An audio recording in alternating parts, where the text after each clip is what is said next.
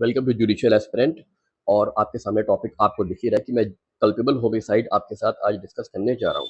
ठीक है, तो देखिए मैं इस टॉपिक वीडियो को बहुत लेंदी नहीं कर रहा हूँ, बहुत छोटा वीडियो रहेगा और इसमें केवल मैं उन पॉइंट्स पर आपका फोकस लाऊंगा जो वर्ड्स आपको याद रखने हैं और उसी से आपका कल्पेबल होमिसाइड और डिफरेंस का टॉपिक क्लियर हो जाएगा। तो चलिए देखते हैं वो ऐसे वर्ड्स हैं क्या। तो जैसा कि आप देख पा रहे हैं कल्पेबल होमिसाइड सेक्शन 98 में इसमें लिखा हुआ है हु एवर कॉजेज डेथ। तो सबसे पहले जरूरी चीज क्या है कि इसमें एक व्यक्ति की डेथ होनी चाहिए। ठीक है, वो डेथ कैसी होनी चाहिए, किसी एक्ट के द्वारा होनी चाहिए। तो दो वर्ड्स हो गए, डेथ, एक्ट। अब तीसरा वर्ड जो आने वाला है वो है इंटेंशन। इंटेंशन, डेथ करनी ही है, एक्ट करना है जिससे डेथ हो। डेथ कैसे हो, इंटेंशन से हो। अब यहाँ पे एक वर्ड है और को भी आप करो। ठीक है, अब तीसरा क्या है, और with the intention of causing such bodily injury as likely to cause death. ठीक है, मतलब देखिए अब यहाँ पे आपको चार वर्ड मिल गए, डेथ, इंटेंशन और एक्ट। कोई एक्ट करता है, उस एक्ट से किसी की डेथ करता है। डेथ कैसे करता है, इंटेंशन वाइज। ठीक है, या फोर्थ वर्ड आपको मिल गया, नॉलेज। नॉलेज है, तो यहाँ पर जो डेथ हो रही है वो कैसे हो रही है, किसी एक्ट के द्वारा हो रही है। वो एक्ट कैसा हो रहा है, इंटेंशनल हो रहा है या नॉलेज से हो रहा है। ठीक है, और विद द नॉलेज, और वो क्या कर, और इससे नॉलेज क्या है कि ऐसा करने से डेथ हो जाएगी। वो क्या करता है, कल्पेबल होमिसाइड का ऑफेंस कमिट करता है।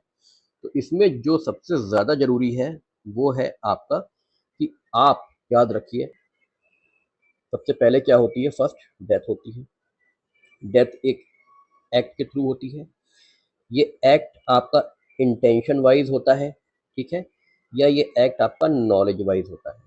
ठीक है, तो इसमें एक चीज ये गौर करिएगा कि जो भी डेथ हो रही है वो या तो इंटेंशन वाइज हो रही है या तो knowledge wise. Intention and knowledge नहीं है, इंटेंशन और नॉलेज है। तो जब भी ये दोनों अलग अलग आएंगे तो वहां पर आपका कल्पेबल होमिसाइड 99% हो जाएगा। ठीक है, तो ये आ गया आपका। अब जैसे आप इलस्ट्रेशन देख लो, मैं इसके इलस्ट्रेशन भी आपके साथ अब डिस्कस करता हूँ।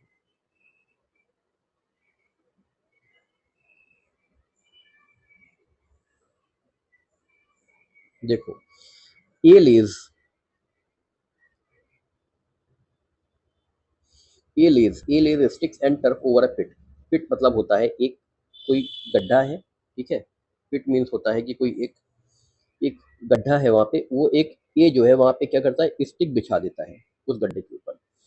और उसकी इंटेंशन क्या है कि किसी की क्या हो जाए, डेथ हो जाए। और अब देखिए यहाँ पे क्या आ गया, और नॉलेज। तो दोनों इंग्रेडिएंट फुलफिल हो रहे हैं कल्पेबल होमिसाइड के कि उसकी मृत्यु हो सकती है। और जेड क्या करता है, विश्वास करता है कि वो ग्राउंड क्या है, बिल्कुल समतल है और वो उस पर चलता है और उसकी क्या हो जाती है, मृत्यु हो जाती है। He has committed the offence of culpable homicide. Is that clear? Next पे आते हैं। देखिए, ए नोज, यहाँ पे ए को क्या है, नॉलेज है कि बिहाइंड अ बश, झाड़ के पीछे क्या है, झाड़ के पीछे जेड खड़ा है। ठीक है, ठीक है। B does not know, B नहीं जानता, बी को नॉलेज नहीं है, बी को नॉलेज नहीं है कि ऐसा कुछ है। ठीक है, बी को नॉलेज नहीं है। ए की इंटेंडिंग टू कॉज, और देखिए फिर यहाँ पे आ गया वर्ड और knowing it to be likely to cause that death. तो इंटेंडिंग आ गया अलग एंड नोइंग आ गया अलग, कि जेड की डेथ हो जाए। इंड्यूस करता है बी को कि वो फायर लगा दे बुश पे। ठीक है, B fires and kills Z, Z की मृत्यु हो जाती है। बी किसी अपराध के लिए इसलिए दोषी नहीं क्योंकि बी को कोई भी ना ऐसी नॉलेज थी ना ऐसी इंटेंशन थी, उसे कुछ भी नहीं था कि वो वहां पर बी जेड जो है वो स्टैंड है कि नहीं झाड़ के पीछे। लेकिन यहाँ पर ए ने क्या कर दिया है, कल्पेबल होमिसाइड का ऑफेंस कमिट कर दिया है। नेक्स्ट एग्जांपल पे आते हैं। ए, देखिए, A by shooting at a fowl with intent to kill and steal it kills B. ठीक है, A by shooting at a fowl, fowl क्या है I don't know. A by shooting आप ये समझो कि A by shooting at a fowl. ठीक है, शूट करता है और यहाँ पे हमें जो मेन चीज देखने एग्जाम्पल में, intent to kill and steal it, मतलब कुछ चीज, मतलब क्या है, कुछ चुराने का आशय यहाँ पे है। इंटेंशन टू किल, मारना है और चुराना है।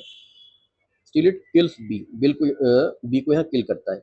Who is behind the bush, A not knowing that he was there, A को नहीं पता था कि वो वहां पे है। although A was doing an unlawful act he was not guilty of culpable homicide as he did not intend, उसका इंटेंशन तो था नहीं कि वो किल बी को करे, ठीक है। और to cause death by death, और to cause death by doing an act that he knew, ना ही उसको नॉलेज थी, तो वो कल्पेबल होमिसाइड का यहाँ पे ऑफेंडर नहीं, ठीक है। देखो जहाँ पे नॉलेज नहीं होगी, जहाँ पर आपका इंटेंशन नहीं होगा, वहाँ पे नेग्लिजेंस आ जाएगा, ठीक है, इसे हमें समझना चाहिए। तो यहाँ पे he was not guilty of culpable homicide, ठीक है, क्योंकि इसे यहाँ पे कोई नॉलेज इंटेंशन नहीं है, इसे यहाँ पे कोई नॉलेज नहीं है, तो ये कल्पेबल होमिसाइड में नहीं आएगा। नेक्स्ट लेते हैं। अब देखिए एक्सप्लेनेशन पे अगर आप आ जाओ, एक्सप्लेनेशन पे आप आओ,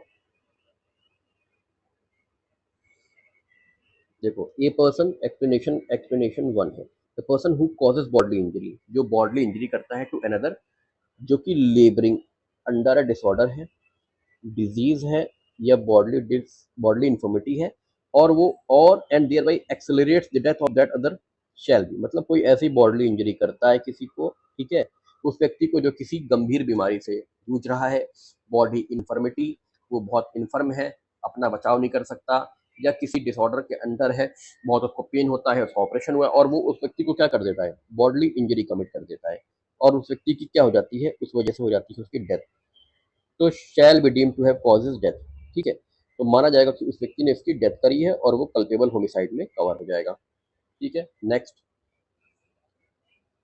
where death is called by bodily injury, यहाँ भी बॉडली इंजरी के थ्रू क्या हो रही है, डेथ हो रही है, the person who causes such bodily injury shall be deem to have cause the death, shall be deemed to cause the death, although by resorting to proper remedies and skillful treatment, the death might have been prevented। मतलब किसी व्यक्ति ने क्या करा है, यहाँ पर अभी करी है बॉडली इंजरी, और वो कह रहा है कि मैंने बॉडली इंजरी करी लेकिन इतनी घातक नहीं थी कि इसकी अगर इसको सही समय पर उपचार मिल जाता तो ये इसकी मृत्यु ना होती। बॉडली इंजरी तो मैंने करी है लेकिन इतनी नहीं कर दी थी जिसकी मृत्यु हो जाती, अगर इसको प्रॉपर रेमेडी मिल जाती। ये कोई आपका जैसे कहते हैं कि एक्सक्यूज नहीं है, और आप कल्पेबल होमिसाइड के जिम्मेदार हो जाएंगे।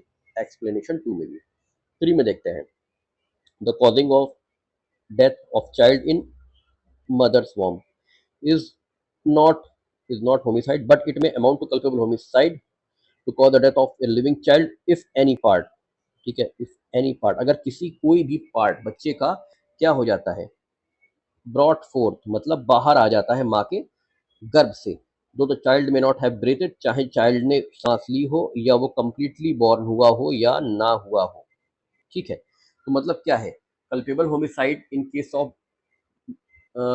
न्यूली बॉर्न बेबी केस में क्या माना जाएगा, अगर द कॉजिंग ऑफ डेथ, अगर माँ के गर्भ में ही मृत्यु हुई है, कहाँ पे, माँ के गर्भ में, मदर वॉर्म में, तो नहीं माना जाएगा। बट जैसे ही उसका कोई भी part, any part of child brought forth, बाहर आता है माँ के गर्भ से, और तब उसके साथ ऐसा कुछ भी होता है जिससे उसकी मृत्यु इंटेंशन वाइज या नॉलेज वाइज की गई है, तो वो कल्पेबल होमिसाइड में आ जाएगा, चाहे उस बच्चे ने बाहर निकलकर सांस ली हो या कंप्लीटली बॉर्न हुआ हो, या सांस ली हो या ना ली हो, ठीक है। तो ये हमारा टॉपिक था कल्पेबल होमिसाइड का। इसमें केवल आपको बस जो याद रखना है, मैं एक बार दोबारा बता देता हूँ, इसमें जो आपको याद रखना है वो चीजें हैं ये, कि डेथ होनी जरूरी है, डेथ एक्ट के द्वारा होगी, ठीक है, और वो डेथ इंटेंशन से होगी या नॉलेज से होगी, ठीक है, और ऐसा अगर कोई करता है तो वो क्या हो जाता है, कल्पेबल होमिसाइड का ऑफेंडर हो जाता है। तो आपको ये वर्ड्स, ठीक है, आपको कुछ वर्ड्स मैं बता देता हूँ, बस उनको ही आपको केवल और केवल, जैसे एक क्या है, एक आपकी ये डेथ, ठीक है, दूसरा आपका इंटेंशन, ठीक है, एक्ट और नॉलेज, इन पर आपको विशेषता ध्यान देना है। अगर इस पर ध्यान दे दिया तो काम आपका सेट है। किसी एक्ट के थ्रू किसी व्यक्ति की डेथ होगी, वो डेथ आपकी जो होगी चाहे इंटेंशन वाइज हो या नॉलेज वाइज हो, इन दोनों में से किसी भी कारण से किसी व्यक्ति की आप डेथ कर रहे हो तो आप कल्पेबल होमिसाइड के ऑफेंडर माने जाओगे। Is that clear? चलिए अब अपने टॉपिक को मैं आगे रखता हूँ, मर्डर पे। देखिए मर्डर की बात करें, अब मर्डर में क्या डिफरेंस है, मर्डर में क्या डिफरेंस है कल्पेबल होमिसाइड के कंपैरिजन में? देखिए, except in the case C and before excepted, culpable homicide is murder, ठीक है, कल्पेबल होमिसाइड मर्डर होगा इफ द एक्ट। अब देखिए इसमें इसमें थोड़ा सा मैटर अलग है। क्या अलग है? देखिए, इसमें भी सेम चीजें हैं। क्या होगा? एक्ट होना चाहिए, एक्ट से डेथ होनी चाहिए, डेथ इंटेंशन वाइज होगी, इंटेंशन ऑफ कॉजिंग डेथ। तो पहला जो ए है और कल्पेबल होमिसाइड का ए और मर्डर का ए बिल्कुल सेम है। मतलब एक्ट हो रहा है, उससे डेथ हो रही है, एक्ट कैसा है? इंटेंशनल एक्ट हो रहा है, ठीक है। मतलब यहाँ पे जो एक्ट आपका हो रहा है वो कैसे हो रहा है? जो एक्ट आपका हो रहा है वो यहाँ पे हो रहा है इंटेंशनल एक्ट, ठीक है। किसी व्यक्ति की यहाँ पे डेथ हो रही है, ठीक है। वो डेथ कैसे हो रही है? एक्ट से हो रही है, ठीक है। चलिए, अब आते हैं नेक्स्ट पे। तो आपको याद रखना है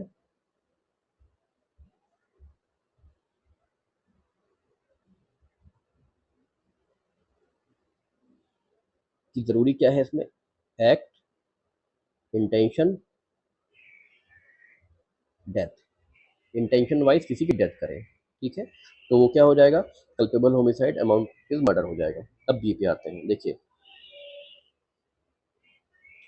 इफ द एक्ट, इसमें भी सेम चीज है। इसमें भी क्या बोल रहा है कि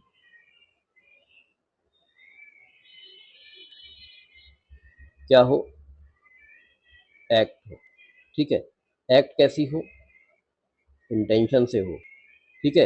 intention of causing such bodily injury as the offender knows to be likely to cause death. देखो, अब यहाँ पे इंटेंशन और नॉलेज कंबाइंड हो रही है। एक्ट में क्या क्या है? इंटेंशन एंड नॉलेज दोनों है।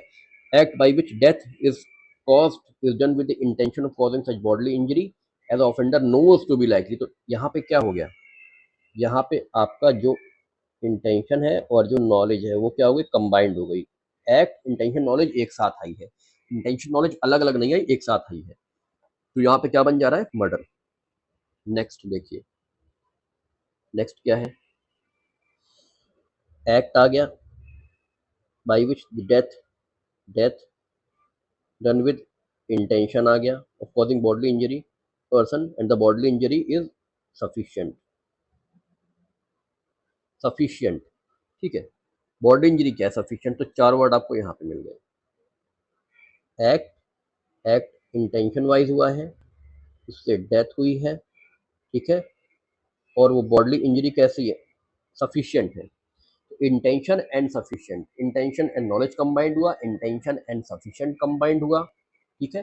देखो, यहाँ पे केवल इंटेंशन था, इस वाले में इंटेंशन एंड नॉलेज हो गई, और इस वाले में इंटेंशन एंड सफिशिएंट हो गया, ठीक है। इसको आप अलग से भी कर सकते हो।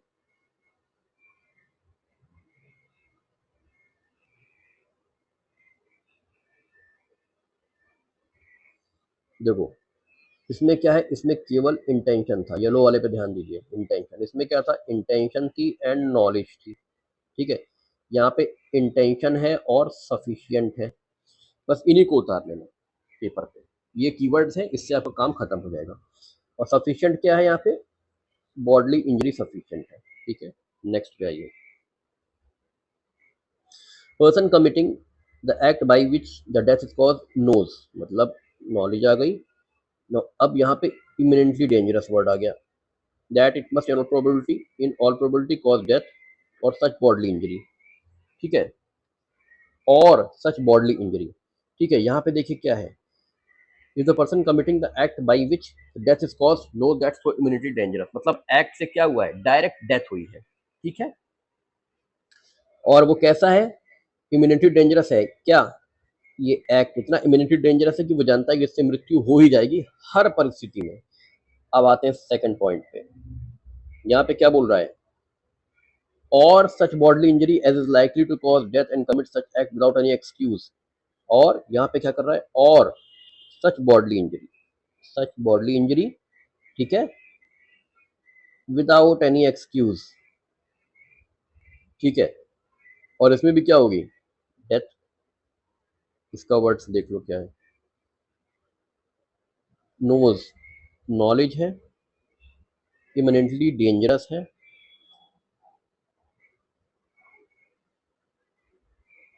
क्या है, इमिनेंटली डेंजरस है, ठीक है,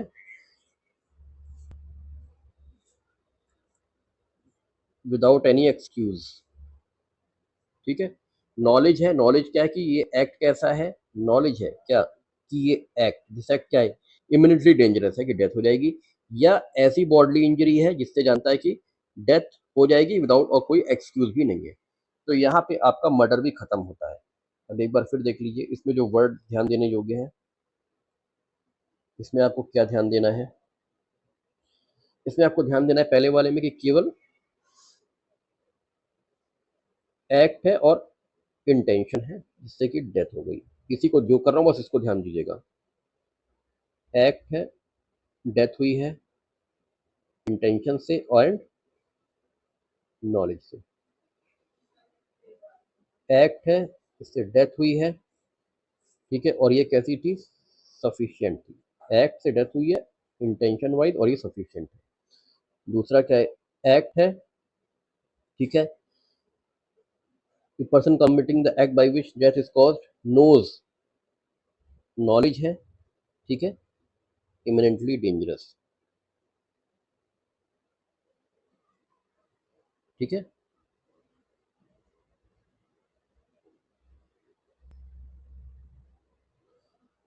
इमिनेंटली डेंजरस, ठीक है, बस इसी वर्ड को आपको याद रखना है, ठीक है। बॉडली इंजरी, ठीक है, likely to cause death without any excuse, ये हो गया आपका मर्डर। अब इन्हीं की टर्म्स को आपको याद रख लेना है और आपका मर्डर और कल्पेबल होमिसाइड में डिफरेंस खत्म। यहाँ पे ध्यान देने वाली चीज ये है कि कल्पेबल होमिसाइड और मर्डर में पहला सेम है, दोनों में इंटेंशन से डेथ हुई है, उसके बाद इंटेंशन और नॉलेज कंबाइंड हो गई, इंटेंशन एंड सफिशिएंट कंबाइंड हो गया, ठीक है। बॉडली इंजरी तो सब में है ही है, बॉडली इंजरी, ठीक है। बॉडली इंजरी कैसी थी, इंटेंशनल एक्ट था और वो एक्ट में बॉडली इंजरी की गई, बॉडली इंजरी सफिशिएंट थी। एक्ट था नॉलेजफुल, वो आप जानते हैं कि वो एक्ट आपने नॉलेज से किया है और वो इम्यूनिटी डेंजरस है जिससे डेथ हो जाएगी, या आपने ऐसी बॉडली इंजरी की है जिस संभावना है विदाउट एनी एक्सक्यूज कि डेथ हो ही जाएगी, ठीक है। तो ये आपका यहाँ पे क्लियर होता है। अब आप आगे देख लीजिए, इसमें एग्जाम्पल एग्जाम्पल आप देख लीजिए, ए suit Z with intention of killing Z, A commits murder. देखिए दूसरा, देखिए ए नॉलेज, यहाँ पे आ गई knowledge, disease that blows like to cause his death, striking with intention, intention भी आ गई, नॉलेज भी आ गई और इंटेंशन भी आ गया, ठीक है। he is guilty of murder हो गया, सीधे यहाँ पे क्या हो गया, he is guilty of murder, he is guilty of murder हो गया, ठीक है। although the blow might not have been sufficient in order to nature, ठीक है, but if a not knowing, a क्या, a not knowing that that is living under any disease give him such a blow, if a not knowing that Z is laboring under any disease giving such a blow as would not ordinary cause of nature kill a person in sound of state of health, A although he may intend to cause bodily injury is not guilty of murder, ठीक है। तो यहाँ पे क्या बोल रहा है, but if A not knowing that Z is labouring under any disease, Z को किसी प्रकार की डिजीज है, नहीं पता ए को, गिव्स हिम ए ब्लो, क्या करता है, इसे एक ब्लो दे देता है, as would not ordinary course of nature, एक ऑर्डिनरी कोर्स में ऐसे ब्लो से व्यक्ति की मृत्यु नहीं होती है, although he may intend to cause such bodily injury is not guilty of murder if he did not intend to cause death, अगर उसका आशय, उसने केवल इंजरी दी, वो ये नहीं जानता कि ये किसी बॉडली इंजरी से, बॉडली इन्फॉर्मिटी से, बॉडली डिजीज से जूझ रहा है, ये नहीं जानता, उसने दैट को एक ऐसा ब्लो दिया जिससे उसे पता है कि एक नॉर्मल केस में किसी व्यक्ति की मृत्यु नहीं होती है, और अगर उसकी मृत्यु हो जाती है तो वो गिल्टी ऑफ मर्डर नहीं होगा क्योंकि उसका आशय ऐसा करना नहीं था, ठीक है, या ऐसी कोई बॉडली इंजरी भी नहीं थी जिससे उसकी डेथ हो जाती।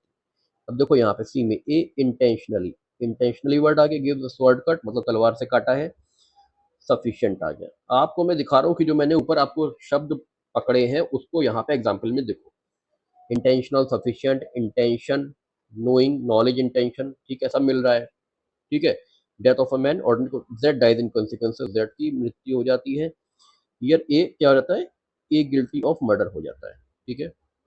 अब देखो लास्ट में विदाउट एनी एक्सक्यूज फायर करता है लोडेड गन, ठीक है। और एक व्यक्ति को क्या उसकी मृत्यु हो जाती है, ये गिल्टी मर्डर है, although he may not have premeditated design to kill any particular individual, लेकिन उसके पास कोई एक्सक्यूज नहीं है ना। अब आप रोड पे खड़े होके और फायर करने लगो, आपको पता है ना, जानकारी तो है कि ऐसा करने से किसी की मृत्यु हो जाएगी, अगर गोली लग गई तो वैसे ही हुआ है, ठीक है। अब ये तो सिंपल सी बात है कि कल्पेबल होमिसाइड मर्डर कब नहीं बनेगा, ये मैं अपने लेक्चर में बता चुका हूँ। मेरा आशय था केवल ये बताने का कि उन शब्दों को पकड़िए जिससे कल्पेबल होमिसाइड और मर्डर अलग अलग होते हैं, ठीक है। तो चलिए इस वीडियो को मैं यहीं पे